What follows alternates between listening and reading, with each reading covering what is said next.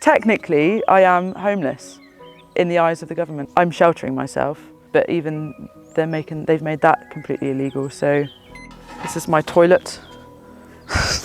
It shocks people that have a rocking chair in my house. I've got a pasta machine and a writing desk and a spinning wheel and a sewing machine.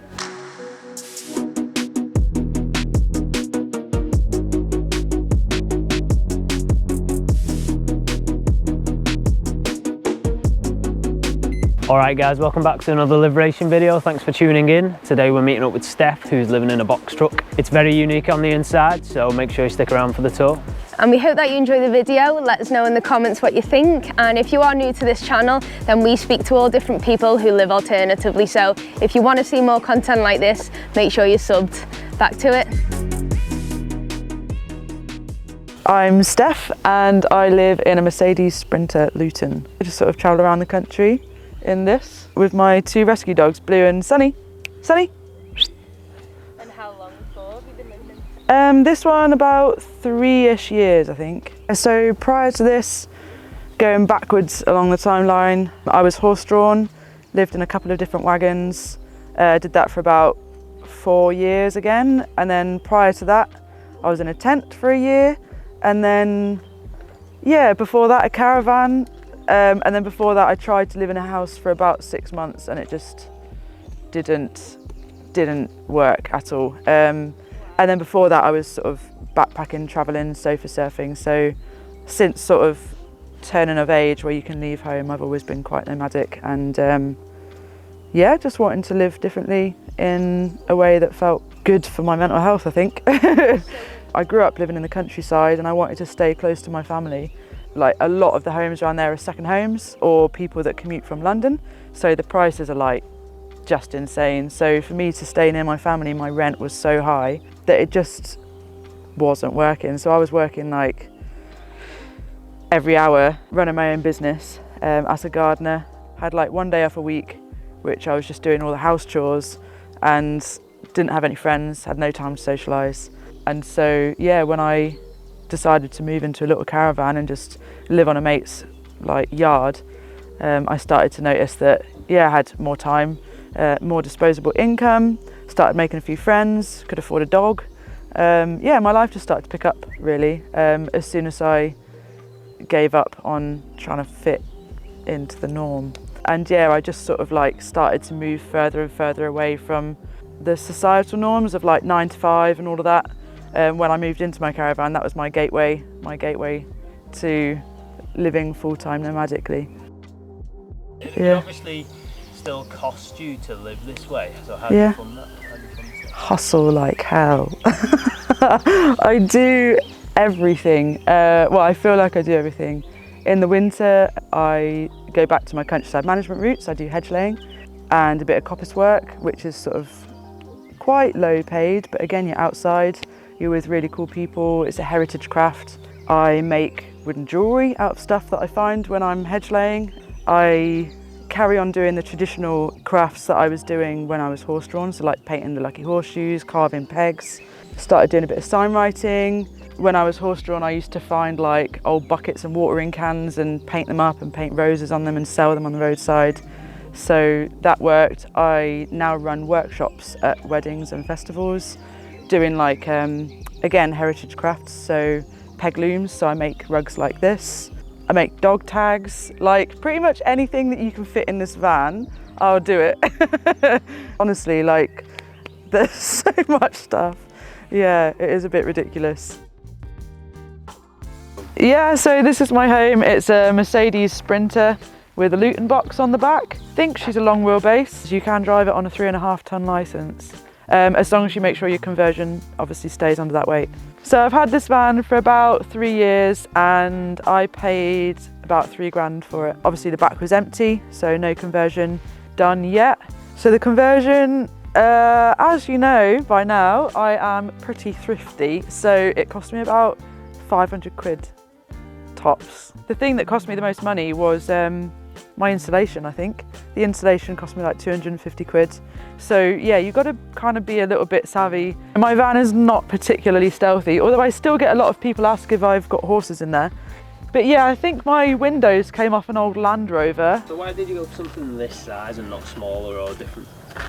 Because I'd lived in such a small home before, I just wanted the space, and I really wanted a kitchen, and I just wanted a nice double bed because I'd just been sleeping in a tiny bed for years. So yeah, like it is a TARDIS on the inside as well. You can fit so much in, and like I said, this is like one of the biggest vehicles that you can drive on a standard license. This was an old sign. I've been making wreaths, even when I was a gardener and like lived in a flat, I was making Christmas wreaths. But yeah, I also park up on the side of the road and I sell Christmas wreaths, and I just used this huge space to promote it. But yeah, this is getting repainted in a couple of days. I'm finally getting rid of the tarpaulin blue. So on the top is, I've got 2 solar panels. I'm pretty low on power. I don't have a fridge yet, but I am thinking of getting one. But yeah, I can charge my laptop, phone. I've got amazing lights in there. I can run kitchen equipment off of it.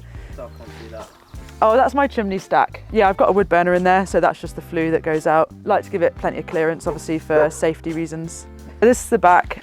I think because I lived, touch wood, quite trouble-free, I didn't have that anxiety of safety. So I wanted nice big windows. I wanted to have a stable door so I could have the doors open, just feel like that connection to the outside. So this is a hidden door. Probably loads of stuff is going to fall out. But it's basically where I keep like just minging stuff that I don't really want in my house. This is my toilet. I used to travel with some horse-drawn folk and they would call it, when they were going to the loo, they would call it walking the spade. And I've just kept it, I love it. So I'm just gonna go walk the spade. But yeah, I also keep my gas in here because obviously I've got a wood burner, I wanna be as safe as possible. And there's like a little gas drop down there, so if it leaks, it's safe. It's like one of those like old man dad sheds where everything just gets dumped. I use this for cutting firewood. Obviously if I haven't got my chainsaw running, this is really handy to go and get deadwood. But there's deadwood everywhere, especially with all of the awful diseases that are hitting our forests at the moment. I never struggle to find fuel, ever. I kept the shutter for sort of like protection of the back and also safety as well. Like if I want to go away and like leave this at a friend's house, or if I'm parked up at a community or a farm I'm working at, it's nice to just be able to roll the shutters down, put a padlock on it, and it's safe then. Right, let me show you.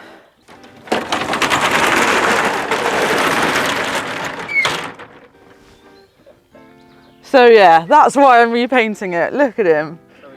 Who designed that logo? Like, I feel so sorry for anybody who is stuck driving up a hill at 10 miles an hour behind me with that thing. I can just roll it down, and then this has got a clip, but obviously when I go out I put a big padlock on it, and it kind of makes it a little bit stealthy, I guess. All of the windows were placed over holes that were already made in the box by the previous driver, so they were strategically placed so that I wouldn't have to do any fiberglassing. So yeah, it wasn't just me that put all of these dints and stuff on the side of it, but that long one was a Waitrose car park. I don't have a wing mirror, but that's Dorset hedges. So the cost for me to live like this, I've never had a huge amount of expendable income, so I'm pretty thrifty anyway. But yeah, it's literally your food. So again, you could still go to food banks or you could shop at Waitrose. Like, it's totally dependent on the person. I like to support local growers. So yeah, our food bill is usually quite high. But then other than that, it's phone and fuel, and then upkeep of the van. Yeah, it totally depends on the type of person. If you're a party person and you want to pay to go to all the festivals, it's going to cost you a lot more, but I would prefer to run a workshop and get in for free. So yeah, it's pretty low, my cost. Do you find that you're accepted living this life? Do people I stopped caring because it was incredibly stressful. Like, I think I'm trying to remember because it was quite a few years ago, but when you come out of a house, your perception of what people think of you is really important because you're trying to fit into a community. But I noticed quite quickly that I was pushed out of community, so therefore you kind of stop caring what that community think of you. At the end of the day, it's only this like nut society that's pushed us to have to kind of live a weird life that's against what everybody thinks is normal. Like, this has been normal. Traveling was around before settled community, so this is like more normal. Yeah, to live this way, it's almost entirely illegal now. Like even just to get insurance, you have to sort of like spin a few yarns to make sure that you're insured as much as possible without telling them that there may perhaps be a wood burner in the back or something like that. Technically, I am homeless. In the eyes of the government, I'm homeless, so I'm sheltering myself. I've got a safe place to live where I can feed myself and work, but even they've made that completely illegal. So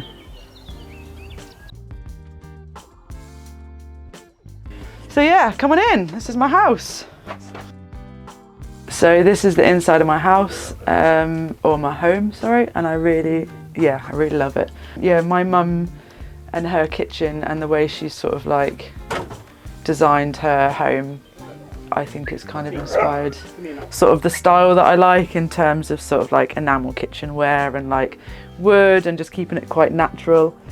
And also what was available to me at the time. I get all my picture frames from charity shops, and I really like to support all of my friends in their artwork. So this has recently changed. This used to have all of my clothes in it, but it's kind of turned more into another crafty bit. So all of the smaller things that I've finished can now go in there and be safe. This used to be a Welsh dresser, and so that was the bottom, that was the top, and there's a middle section that used to be in between these two cupboards that's now my bookshelf. The back of the Welsh dresser is the cladding for the front of my van.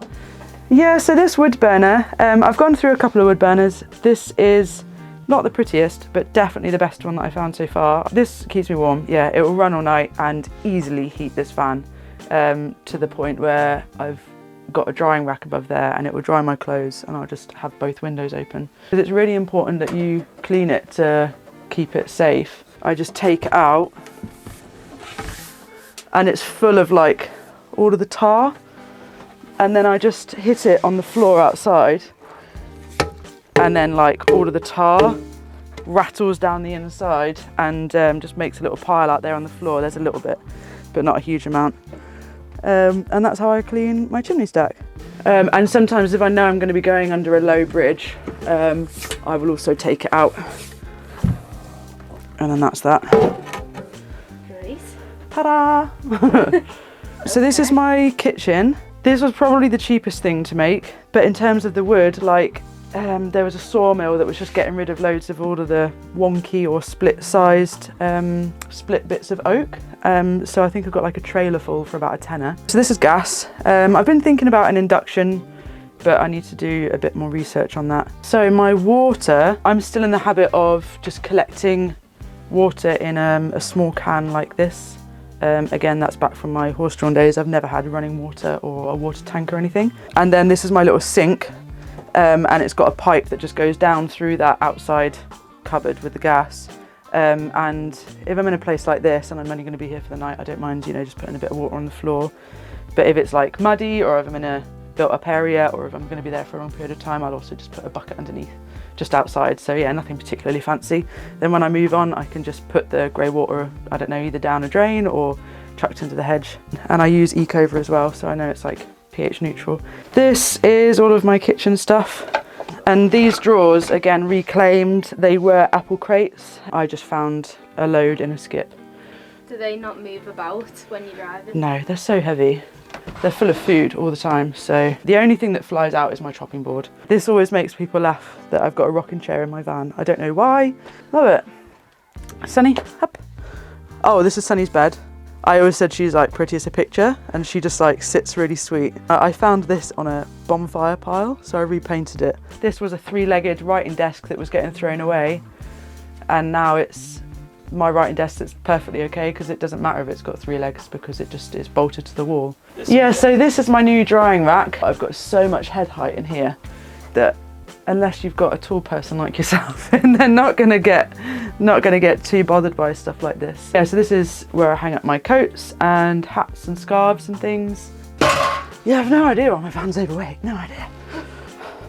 So these are like the horseshoes that I get off the farrier. Everything gets used and reused, and I just think that's the best way to keep everything, like the cost of everything down. Like you see vans that are, yeah, thousands and thousands and thousands. They don't really need to be.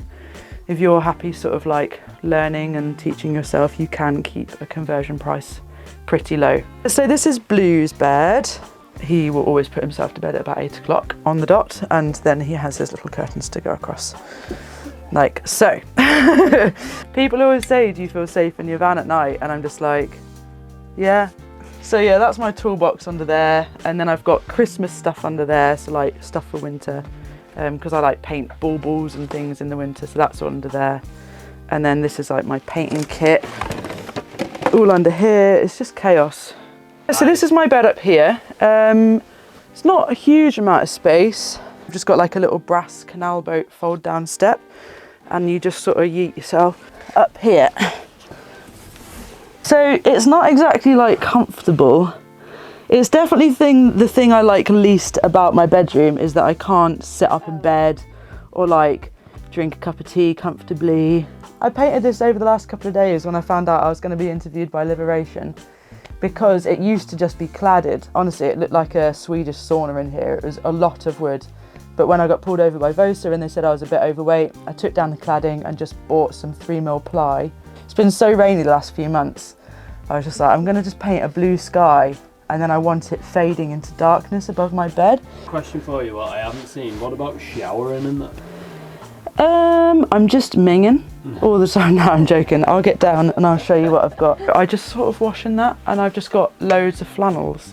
I'll heat my water up on top of my wood burner in the winter, put like a couple of drops of essential oils in there. Gotta have the candles lit, you know, it doesn't have to just be rubbish. And then yeah, I've got flannels for like hands, face, and then I've got flannels for the rest of it. But yeah, that's pretty much it. And you can stay very clean if you just wash in warm water every day. Yeah, the most important thing I wanted in terms of electric was I just wanted some really good lighting, because I work quite late into the night. So yeah, I wanted good lights in here. I had it split, so I've got lights that way, and then I've got a light switch down there that lights up the kitchen. And then I've got an inverter down there as well that I can plug my laptop into, my sewing machine, kitchen equipment, and then my fuse box and everything's under there. I think more people are wanting to live this way. I think for a multitude of reasons. My cynical self wants to say because they see all the YouTube channels of it being like super easy and beautiful and like nice perky bums with like a view out the back door, you know, like, you know the ones. No shade on those at all. They're really fun to watch, but it's not real life. I think people see that and they want a bit of it. But I also think, like with the cost of living and the pressures on people, and I've definitely seen a massive shift since COVID.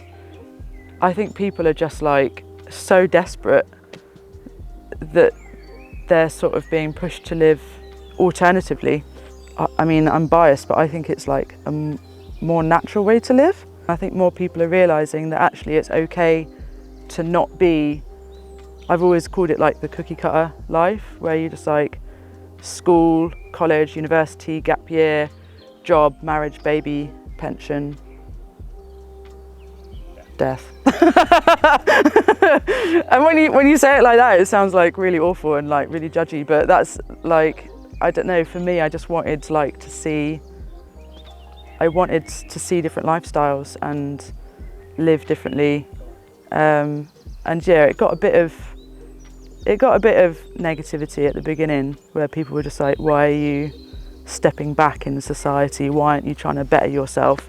And I was just like, well, because this society is not making me happy. I was so depressed. Like there was literally no reason for me to be on this planet. It was so miserable. And now, like, I love life and it's just incredible. My favorite thing about living in a van, probably just like the freedom. It's got to be the freedom, the people, the financial security. I think it all centers around freedom, because I have the ability to wake up every day, and although it's dropped off a lot recently, but I can work and make money in a way that feels great to me. The worst bit is I don't have an allotment. I really, really miss growing stuff. A lot of people try to make this way of life look really glam. Yeah, I try to keep my social media like pretty real. If people get both sides of the stories, then they can go, actually, yeah, that would really suit me, or maybe that won't suit me. But it doesn't mean that you have to live in a hovel either. Like, you can dress cute and do cool stuff and make really bougie. Like, I've got a pasta machine. For me, that's like ultimate bougie. It shocks people that I have a rocking chair in my house and a writing desk and a spinning wheel and a sewing machine and a peg loom, a wood burner and a drying rack for my flowers, and yeah, an entire fabric supply for when I finally teach myself how to sew. 2 dogs and a skateboard that I don't know how to use. Okay, so do you want to tell everyone then where they can find you? Yeah, so I'm on Instagram mostly, dabbled in TikTok, but I'm not very good on it. And I'm on Facebook as well, under Steph's Midnight Flit. Each word's got a full stop between. It's pretty active, and I do share ridiculous things that happen on a day-to-day or week-to-week. I share places that I've been, people that I meet. Yeah, so thanks for watching. I hope you've liked my chat with Liveration, and yeah, hope to see you on my page soon.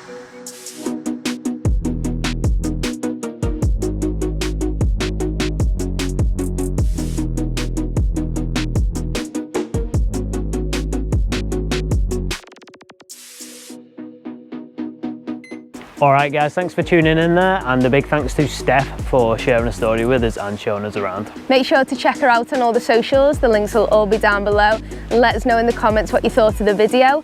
And if you want to see more content like this, make sure you're subscribed. See you in the next one.